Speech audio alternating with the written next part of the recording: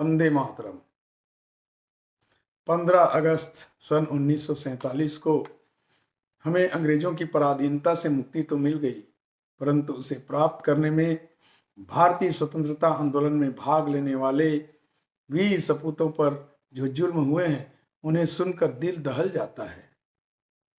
लाठियां, कोड़े और गोलियां खाकर तथा फांसी के फंदे पर झूलकर आने वाली पीढ़ियों को स्वाधीनता का दर्शन कराने वाले भारत के महान सपूतों के बलिदान को कभी भी विस्मृत नहीं किया जा सकता।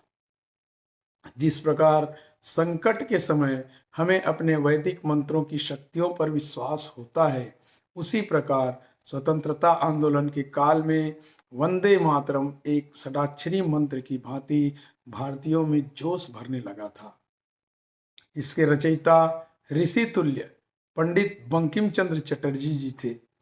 उनका जन्म बंगाल के 24 परगना जिले के कांठलपाड़ा नामक गांव में 26 जून 1838 को एक संपन्न परिवार में हुआ था। अपनी प्रतिभा के कारण वे डिप्टी कलेक्टर के पद पर पदस्थ हुए। दायित्व निर्वहन हेतु उन्हें गांव-गांव का भ्रमण करना पड़ता था। बंगाल में अकाल के दौरान लगान नहीं दे पाने के कारण लोगों को कोड़ों की मार खाते देखकर वे विह्वल हो जाते थे। इसी दौरान ब्रिटिश सरकार द्वारा सभी सरकारी समारोहों में गॉड सेव द क्वीन, जो कि एक ब्रिटेन का राष्ट्रगान था, उसे गाना अनिवार्य कर दिया गया। उससे बंकिम चंद्र जी को काफी ठेस पहुंची। उसके विकल्प के स्वरूप उन्होंने 7 नवंबर 1975 को वंदे मातरम गीत की रचना की। संस्कृत शब्द वंदे की उत्पत्ति वंद से हुई है, जो ऋग्वेद के साथ साथ अन्य वैदिक पांडुलिपियों में भी पाया जाता है। वंद का अर्थ नतमस्तक होना, वंदना करना, सम्मान दिखाना, पूजा करना, आराधना करना आदि है। मातरम संस्कृत में मातर है, जिसका अर्थ माँ है, अर्थात माँ मैं आपके सामने नतमस्तक होता हूँ, माँ मैं आपकी आराधना करता हूँ। बंकिम चंद्र जी ने 27 वर्ष की आयु में दुर्गेश नंदिनी उपन्यास लिखकर साहित्य जगत में अपना स्थान बना लिया।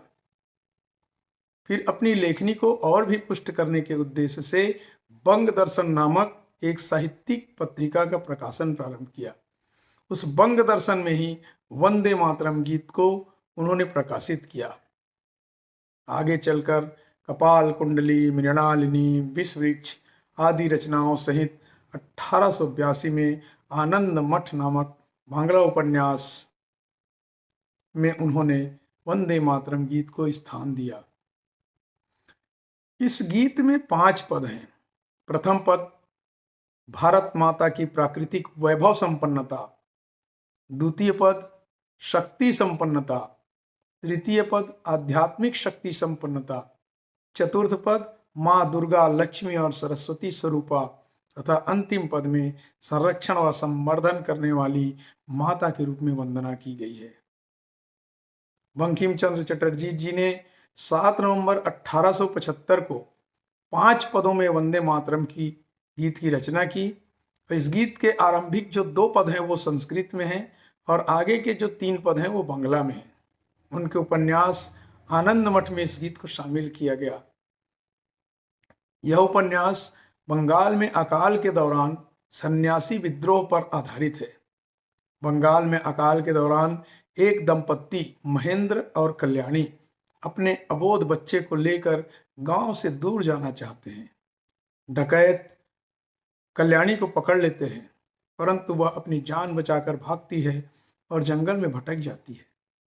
महेंद्र को सिपाही पकड़ लेते हैं, जिसे भवानंद नामक सन्यासी बचाता है और भवानंद जो है आनंद मठ में रहता है। जब महेंद्र उसका परिचय जानना चाहता है तो भवानंद जो है उसके चेहरे पर मुस्कुराहट आ जाती है और वह वंदे मातरम इस गीत का गायन करता है। 1866 में जो एक अधिवेशन हुआ, उसमें कविवर हेमचंद्र द्वारा इस गीत के कुछ अंश गाए गए। आगे 1896 में एक अधिवेशन के दौरान रविंद्रनाथ ठाकुर जी ने इसका सस्वर गायन किया। लोकमान्य बाल गंगाधर तिलक ने शिवाजी की समाधि के तोरण पर वंदे मातरम उत्कीर्ण करवाया।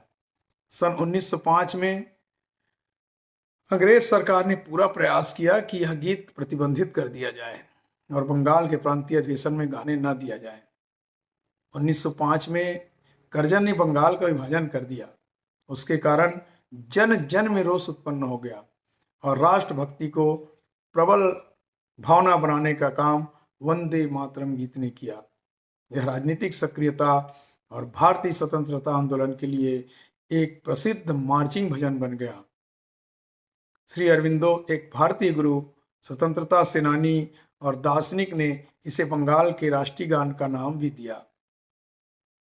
वंदे मातरम देशभक्तों का प्रिय उद्घोष बन गया था।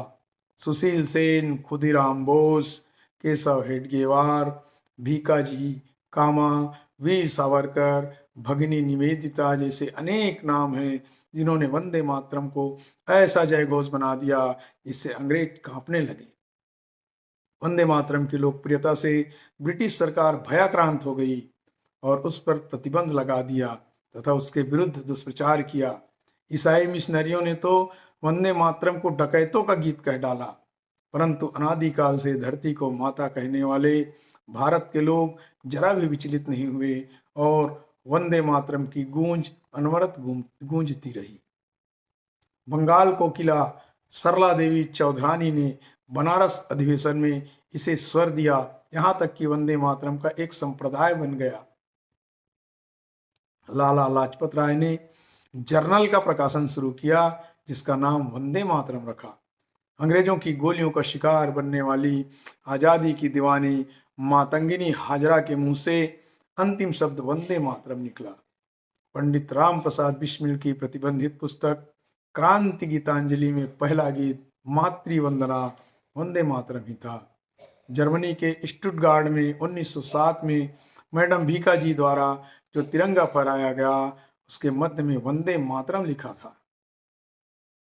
स्वतंत्रता के बाद इस गीत की निर्णायक भागीदारी के बावजूद जब राष्ट्रगान के चयन की बात आई तो इस गीत के स्थान पर रविंद्रनाथ ठाकुर द्वारा लिखे गए व गाए गए गीत जन गण मन को वरीयता दी गई। इसकी वजह थी कि कुछ लोगों को वंदे मातरम गाने में आपत्ति थी क्योंकि इसमें देवियों को राष्ट्र के रूप में दिखाया गया था।